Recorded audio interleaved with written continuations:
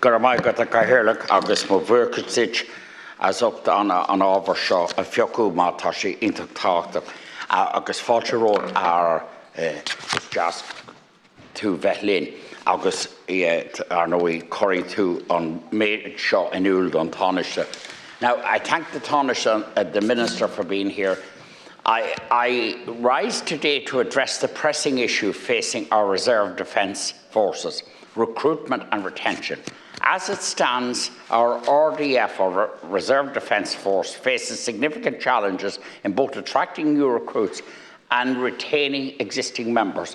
With only 1,322 personnel in the Army Reserve, 89 in the Naval Services, 282 in First Line Reserve, it's clear that we need urgent action to bolster our reserves. One of the biggest barriers to RDF recruitment is the time-consuming and cumbersome process that prospective recruits must go through. Recruits regularly face extensively long waits for medical and security clearances, discouraging many from considering a career in the reserves or losing interest. Furthermore, the absence of recognition for RDF qualifications under QQI creates a hurdle for anyone wishing to enhance their skills and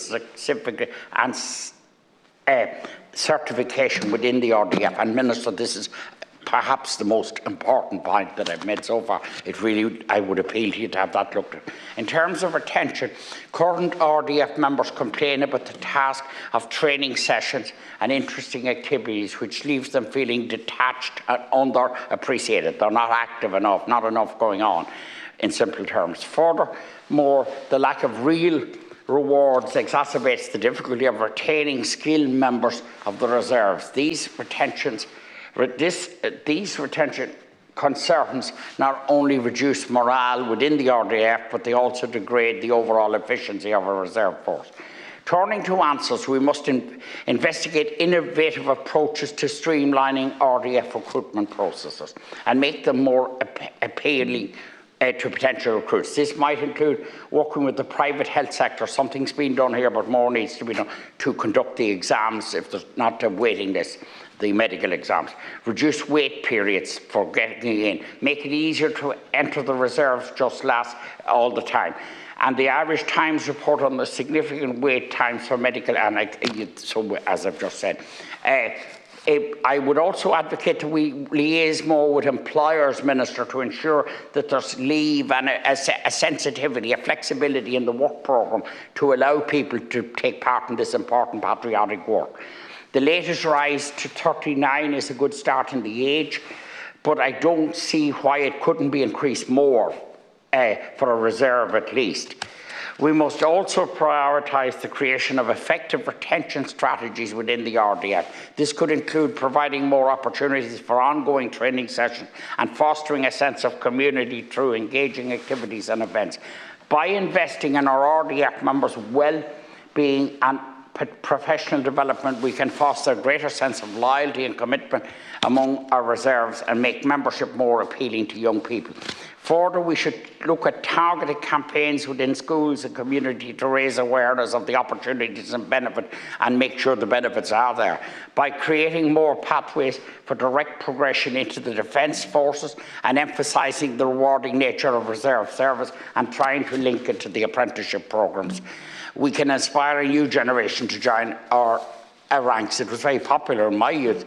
Additionally, enhancing the recognition of RDF career courses under the QQI framework, and that's so important, would incentivize professional development and bolster retention. And just to say, and I finish, thanks for your indulgence, Caherla, this is important patriotic work, very important civic activity, and it's hugely important for the individual. The young fellow or girl who joins the reserve forces, their personal development goes way up. Thank you. And Tara. Thank you very much, Caherla, and I want to thank Senator O'Reilly for raising this very important matter in relation to the recruitment and retention of the Reserve Defence Forces. I'm responding on behalf of the Taoiseach and Minister for Defence, who unfortunately cannot be here today. And the Taoiseach has asked me to pass on his apologies to the House. On his behalf, I welcome the opportunity to respond on this matter and thank Senator O'Reilly for this question. I wish to reiterate at the outset the Government's commitment to the RDF. The immediate focus for the Taoiseach as Minister for Defence is on stabilising the numbers of personnel and to facilitate capacity for further increases. An important enabler in this regard has been the extensive work undertaken to update the Defence Force Regulation, DFRR 5, underpinning the reserve, as well as the 2021 amendment to the Defence Act in 2021, which provides for the deployment on a voluntary basis of RDF members both on island and overseas in support of the permanent defence forces. The strategic objective for the RDF is the development of a reserve force that can seamlessly train, operate and deploy on a voluntary basis with the permanent defence force both on island and overseas. This is an underlying message in the 2022 report for the Commission on the Defence Forces, or the CODF. This report contained a number of recommendations on the Reserve Defence Force. Two recommendations from that report denoted as early actions relating to the establishment of the Office of the Reserve Affairs, or the ORA, and the development of a regeneration plan for the Reserve. Following the establishment of the ORA, the Director of ORA has advised that its immediate focus is in the development of a regeneration plan, in addition to focusing on general recruitment into the RDF. A recruitment drive for the RDF was launched in October of 2023, which was advertised across a number of media channels. And to date, work continues on the 674 live applications currently proceeding through the system, with over 360 interviews that have been concluded, 317 fitness tests, 191 Part 1 medicals completed, 129 Part 2 medicals completed, and 56 applicants already attested. It's clear that a more robust and streamlined recruitment process lends itself to the CODF recommendations relating to the structure and strength of the RDF. The measures that have been taken to improve the administration of medicals are a clear example of this. I'm advised that a broad spectrum of initiatives are currently under development to enable the RDF to deliver enhanced military capabilities when and where required in support of the PDF. These initiatives and the enabling actions will be outlined in the Reserve Defence Force Regeneration and Development Plan, which is being drafted by the ORA. The plan, which is to be submitted to the Taoiseach in the near future, is due for publication in nearly Q3 of this year. And as I have already confirmed, the Government remains committed to bolstering the numbers of the RDF.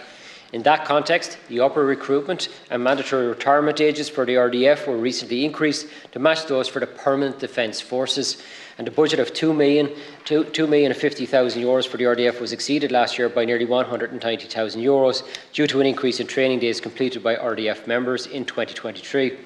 This is a clear example of positive growth and a regeneration of the RDF in 2023, and as a result, an increase in the budget has been provided for 2024. And while the majority of measures supporting recruitment and retention will inevitably incur some overhead, all options to bolster recruitment and retention will be considered. I would add that there are regular informal meetings also between the association, which represents the reserve, departmental officials and military management, where issues affecting the RDF are discussed. I do want to thank the Senator again for his question and would like to assure him that it is the intention of the Taoiseach and Minister for Defence to ensure that the momentum behind the regeneration of the RDF will be maintained throughout 2024 and in the coming year. Thank you. Thank you, Minister. And before I call on Senator Riley to reply, could I formally welcome Congressman Eric Swalwell, who is a member of, I don't know, is it the 14th or the 15th district in California now? I know there's been a bit of redistricting in your area. Congressman Swalwell is very welcome. I met him in Dublin, California, which is twinned with Bray in Wicklow, and he's a very good friend of Ireland. He's here with the Last Caherlock. He's here. He's the co-chair of the Democratic House Steering Committee. And Eric, you're very welcome. Thank you for being here. You're a great friend of Ireland, and we thank you for being here. And we look forward to working even closer with you and enjoy your visit to Leinster House. You're in good company with the Last Caherlock. So, Céad Míle Fáilte, thank you for being here. Senator O'Reilly.